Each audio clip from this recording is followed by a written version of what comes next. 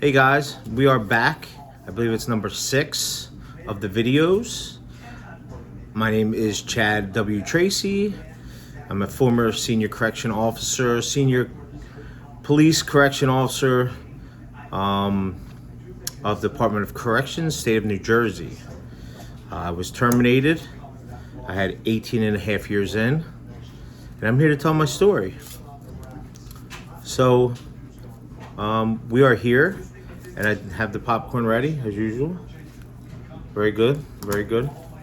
I hope you're having yours because I'm having mine. It's only right? Want to share? You gotta watch. You can't leave like little crumbs around because there's little rodents around. No snakes, no mice. I'm sure you guys know all about that in Department of Corrections, especially at Wagner. So we're here.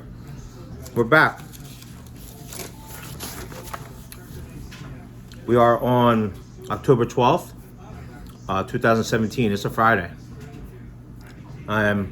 We're officially talking about turtle nuts.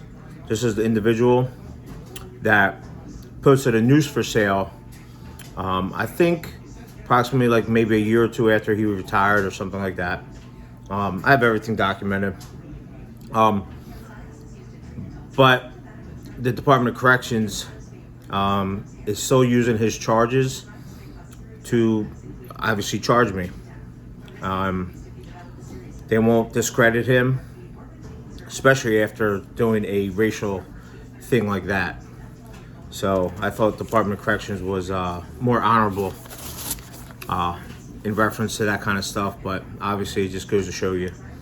And it's not like it wasn't shown, because we did tell, my attorney and I did tell the DAG, the Assistant Attorney General for Department of Corrections, or I guess they didn't want to hear it. So I'm going to bring it back up again. He did post it on his Facebook page on Marketplace, a news for sale. I don't know, guys, you tell me, what are your thoughts on that? You know, please leave your thoughts. Please share, and please subscribe. So what happened was, I called the president of the union on that particular day. It was October 12th, 2017. It was a Friday. I remember it like it was yesterday. I called him up. If you guys remember correctly, Turtle Nuts wasn't doing his job. He was supposed to do any kind of safety and security concerns within the institution. He didn't want to do it because he was so tight with administration, with the administrator, and also the 2 majors, Pretty Boy, and who's the other guy? It doesn't even really matter what his name is because he's a piece of shit. And then you have the piece of shit administrator also, snake in the ground, snake in the bushes. I mean, whatever the frig you want to call him. I mean, it's all around the internet. Everybody can't stand this guy. I'm not sure if his wife probably could stand him after, if she watches my videos. You know, people want to ruin people's lives, but they want to stand back and act like they didn't do anything. You know, but it's all good, right? That's what we're here. We're here to explain ourselves, our side of the story. And that's exactly what we're doing. And if people don't like it, you don't have to tune in. There's other channels out there you can watch, right? So yeah, I reached out to the president of our union. Listen, this guy, man, he could sell cars and probably make $1 million or $2 million in like 6 months. This is how good this guy was. He was a politician. He was very good at his job. You know, he did what he does, and he took care of me, right? But I always busted his chops because he was an ultimate car salesman. He can get anything done. He was a funny guy. So I called him up in reference to the situation. He told me that, listen, you're gonna have to write it up. You're gonna have to put a grievance. I'll talk to Officer Turtle Nuts, the IVP of the institution. I'm explaining to him what his job duties are once again, if he doesn't know them. And it doesn't matter if he's really, really tight with administration and also the majors, you know, and, you know, he only wants to help out females in there, like rookie females, and not help out senior officers. And that was part of the problem. So what I had to do was we actually elected, or we had 2 officers come forward that were interested in doing it. The one had stepped up and helped me that I got interested in, you know, and there was another one I think it's still pretty active in I-Wing, which he's doing an excellent job also. Great guy also. That was like during the Wagner years. I'm sure he's doing the same thing for Garden State, for the Garden State guys also. So I reached out to Mr. Car Salesman, president of the union, and he told me, listen, this guy's supposed to do his job. He's not doing it, so put in a grievance. So that's what I was going to do first thing Monday morning, right? So I reached out to the car salesman, president of the union, and he was going to talk to him. So, you know, Monday rolls around, and you know, myself and Turtle Nuts gets into it, right? I was asked to do a special on what happened between him and I during the CC2X gate or CC2 gate. I merely expressed that we had a discussion about his duties as a PBA rep and him not doing what he was supposed to do, I felt. And, you know, it was a mere discussion. And that was by, we're going to call him Humpty Dumpty, Lieutenant Humpty Dumpty. So he was the one that did call me when I had the heart attack on the job during the second incident. He was a lieutenant in center. He's still a lieutenant. He's at Garden State now. He's still part of the good old boys club. And in order for you to get the good old boys club out of Garden State, you have to get rid of the one major. That one major is a piece of shit, and he's been there for years. And he needs to get either transferred or he needs to retire because he's the problem over there at Garden State. If you don't know him, dirty white guy. His shirt was always dirty. His white shirt was always like dirty. He just a dirty appearance, not shaved. Didn't care about himself in uniform. Didn't carry him with respect. Much like other majors, you know, they did carry themselves with a lot of respect. Uniform always tight. He was one of the ones that just wasn't. But I'm going to go off on a tangent. That's a whole nother incident that we're going to get into once I got transferred over to Garden State. But yeah, he's definitely one of the issues. But so the president of the union told me that they can't change my hours or anything like that because that's got to be voted on by the O2 committee at Trenton, and he knows for a fact it wasn't done. So you have the administrator, snake in the grass, and then you got Major Coward, and also you have Lieutenant Snail, all going against me and creating all this, and they never got anything from uptown saying it was okay. Not to mention, past practice is that you always went after, or you always gave it to the least senior officers for the hours change. You don't go after the most senior with the most time in. It's just unfortunate that it went down like that, but that just goes to show you that there was a target on both of our backs. And not only that I got fired, but my partner later on got fired also from a totally different perspective because DOC knew that I was going to use him as one of my references, or one of my witnesses, in my case.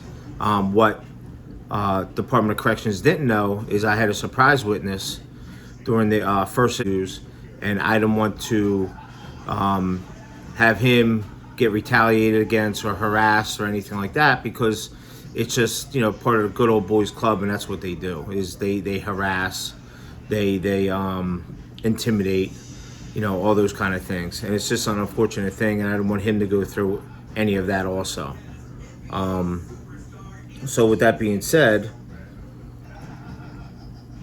I proceeded to explain the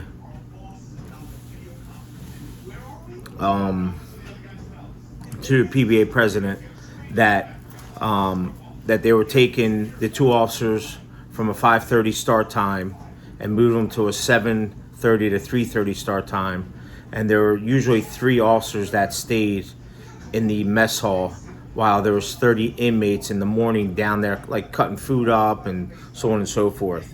And there, at this time, there's only going to be 1 inmate down in the mess hall, while there was like 30 inmates, doing the morning cooking and cutting the foods and that kind of stuff. And the other 2 officers that were usually down there with him in the morning were going to be used at the front gate. So that's how it turned out to be a safety and security issue, as far as manpower went. And, the majors, or the major, can't say for the other one, I can definitely speak up for the one. Also the lieutenant, Snail, and Administrator Snake in the Grass, they were all in cahoots. They knew what they're doing. They didn't care about safety and security of the institution. They were more worried about giving us different start times. So they did. They gave us different start times. We're 7:30 to 3:30, and we were extras.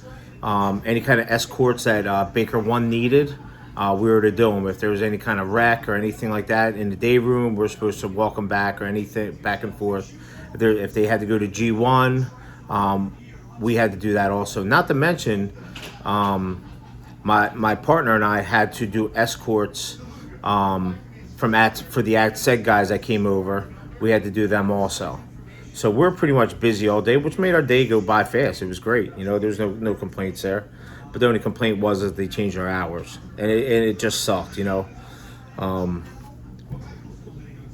care. Like, it just goes to show you that time in doesn't matter to some people in Department of Corrections. So it's just unfortunate. But we're here. I explained everything to the to our PBA president, and he said absolutely go do a grievance. And that's what I was going to do. I was going to do it first thing Monday morning. Do a safety security grievance.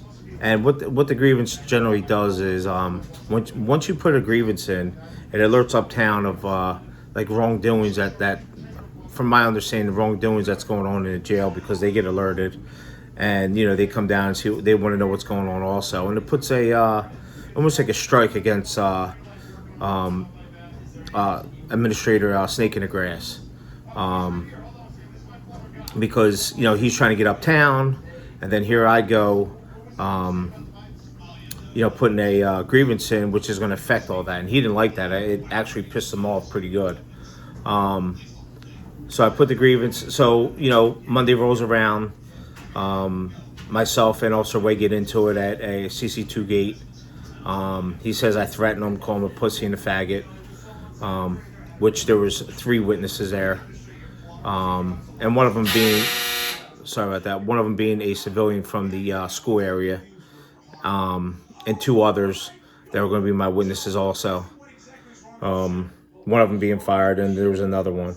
So I had 3 strong witnesses that were going to say pretty much I never threatened them, and they overheard the whole conversation, and so on and so forth. And where Lieutenant Snail was, he was nowhere near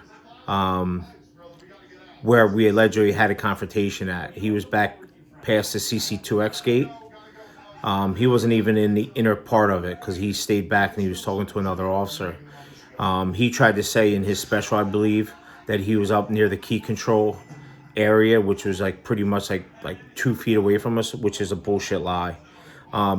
We asked to have the tapes pulled, and New Jersey DOC would not provide them. That's the first instance that they would not provide them, because if they would provide them, that would have showed exactly where this lieutenant was, and it would have showed that this lieutenant lied, and he was going to perjurize under oath also, if we had those tapes, and if he said that obviously where he was, and the tapes would have proved him wrong. But of course, DOC doesn't give them to the officers. They only keep the tapes or videotapes when it benefits them.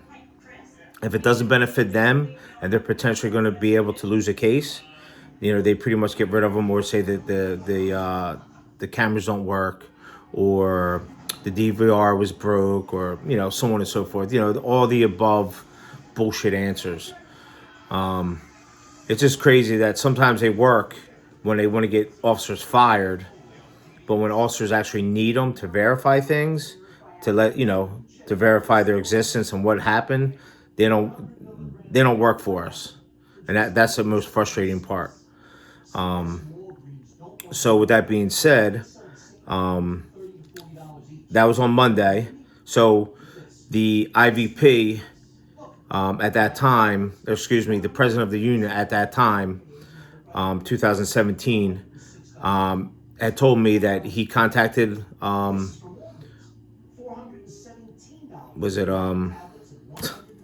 sorry guys, contacted our IVP, Turtle Nuts, and told him, what was going on, that he should have put the grievance in, that I shouldn't have to do it, and that you're too familiar with the administrators and also the majors if you're not putting grievances in for the officers when it's directly related to what your job is, which is you're supposed to do any safety and security concerns for officers, and which he didn't do. So he got pretty fired up over it. And that's when he said on that Monday morning, he said that I threatened him and called him a pussy and a faggot, and this, that, and the third. Right before that, though, let me go back, because it was myself, three other officers, and a civilian from the school area. I seen them. Lieutenant Snail, and also Turtle Nuts come out of the major's office, and they came through the gate, and that's when myself and Turtle Nuts had walked by each other, and he's like, "Yeah, that's I'm gonna say that you threatened me." I said, "Nobody's gonna stick up for you and say that I threatened you, because I didn't threaten you." He's like, "What? You just threatened me?" I was like, "Really? That's what you're going to say?" So that's what I'm saying. Like, that lieutenant where he was standing by was at least 20 feet away, 30 feet away, versus my guys that were no further than 2 feet away. So with that being said, it's just crazy how things go down in the Department of Corrections. When they want you and they want you to get terminated or they want you to get fired, that's exactly what happens. And that's exactly what happened. So, I talked to the PBA president, and later on that day, after I called him, and they said that they were transferring me. They said that I threatened them, called them pussy and faggot, and I got transferred out of there. I had to do a special on what was said. I just said we had disagreement, so on and so forth. Nothing, talking about PBA business as we always did. And, so on and so forth.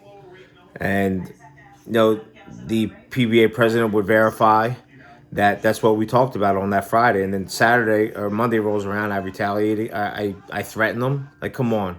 He knew that I was going to put a grievance in, so that pissed him off, made him look like shit.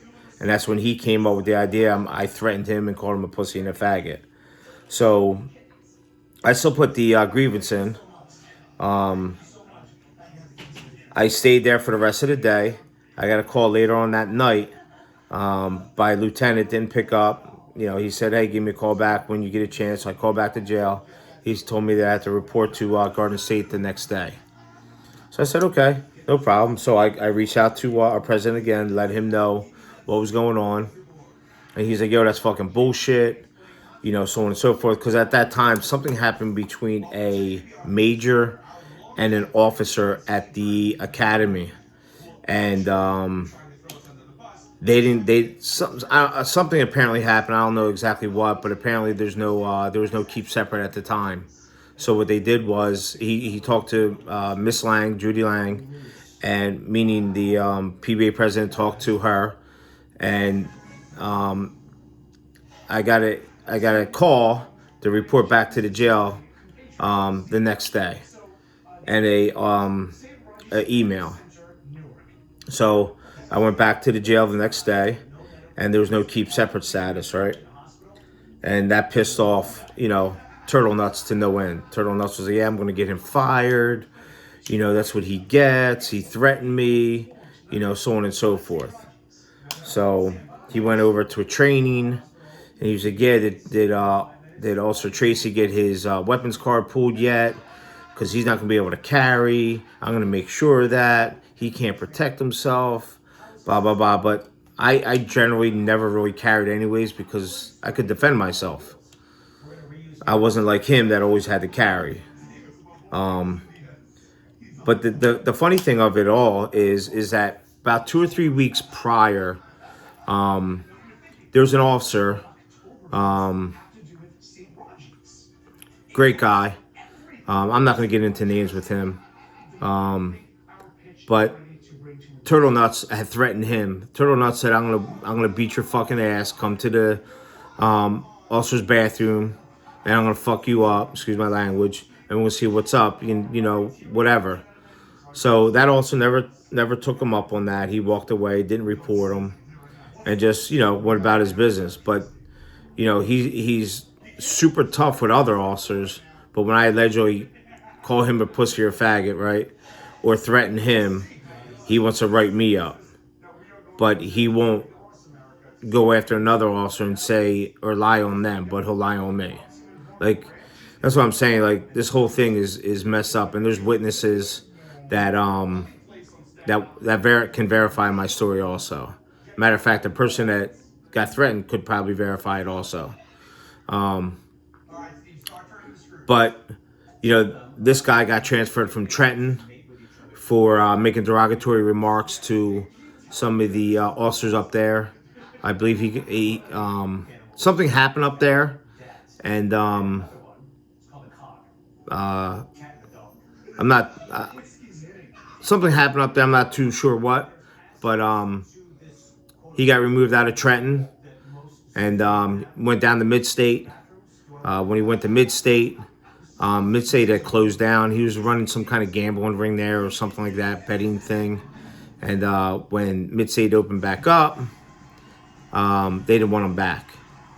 So, that's how that went. And here we are today. This guy posted a noose on Marketplace.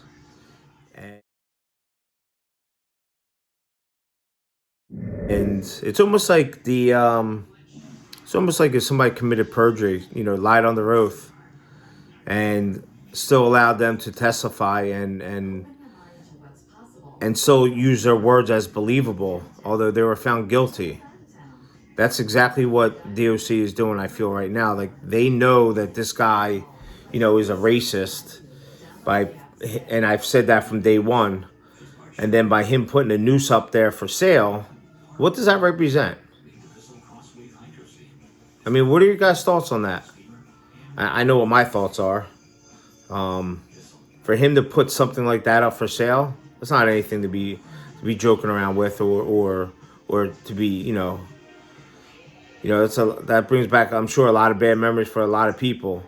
And he's sitting there putting on Marketplace, but yet DOC is holding his words accountable. Like, they're still believing what he has to say, although he posted something like that on Marketplace. I don't get I don't get it. Maybe somebody from the Department of Corrections can explain to me. I don't know, but that's about it for tonight. Listen, we're just going to get into it. I got a little bit more to say, But we're gonna follow up with it in a couple days, and we're gonna get into the charges after I get through the whole story. We'll get right back into the charges for each individual, and we're gonna see how this goes. I have a lot more to say, a lot more to talk about. Let's see where this takes us, guys. You know, I'm here to tell my story, and the story's slowly getting out there, and I appreciate it. Please subscribe, please like, please share with your family and friends. It's important that it gets out there, and it's important that people know, because I know it's happened to other people. And this is just a start, guys. There's literally a line of people that want to come on and talk, and we're going to interview them, and you know, we're going to continue with this, guys. Because what's going on in DOC with the good old boys club, it's just not right, and it's got to end. I can only speak for a couple jails. I can't speak for all. But good old boys club is doing well, alive and well. We're gonna get into that. There's a certain officer that made sergeant. We're gonna get into that also. So guys, listen. Like I said, anybody wants to reach out, talk, you can hit my email. Got my phone number. It's easy accessible. You guys can get it from whoever. You know, I know a lot of people throughout the state. I have a lot of respect throughout the state because of this also. So I'm getting the word out. Some people don't like it. But listen, I'm not here to satisfy everybody. I'm here to tell my story. And my story needs to get out because it's happened to other people. And, you know, that's what I'm here for. And I have a lot of respect for all law enforcement. My dad was retired after 32 years. Camden Police. My wife's father was a Camden police officer also. And her uncle, his brother, retired also from Camden PD. I have an uncle that's a judge. You know, there's people out there that I have a lot of friends, state police, local municipalities, that I'm friends with, that I respect. And people will tell you, ask around. You know, I know a lot of people know me. And I respect every single one of them and appreciate everything they do. So, listen, guys, we're here to tell a story, and that's what we're going to do. Guys, have a good day, good night, be safe. Most of all, be safe. Take care of each other in there, because that's all you have. Get home safe every day. All right, guys, take care, and I'll see you soon. Be good.